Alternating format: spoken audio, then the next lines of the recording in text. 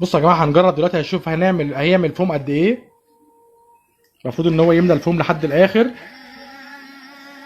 في حد جرب الخلاط ده معانا وقالوا لنا ان هم بيعملوا فيه وش النسكافيه تحفه وبيكون قوي جدا. كمل كمل كمل، ده انت كده عملت فوم رغوه، بس خليها فوم بقى. بصوا يا جماعه، احنا اتفاجئنا بصراحه. في واحده بتقول لنا الخلاط ده هي بتعمل بيه وش النسكافيه تحفه.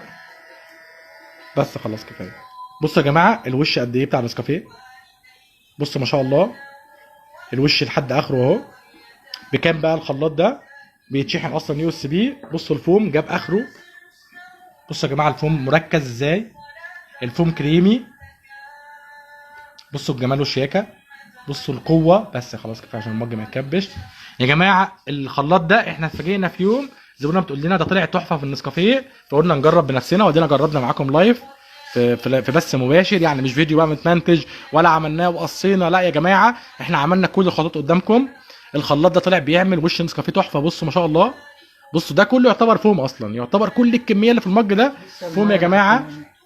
بصوا يا جماعه ده ب 150 في العرض، يعتبر اقوى حاجه تعمل لك وش نسكافيه. بصوا يا جماعه حتى في الكوبايه باين اهو، لسه فيها كمان كتير كتير كتير. برضو الصواني الميلامين وصلنا لها تشكيل كبير جدا.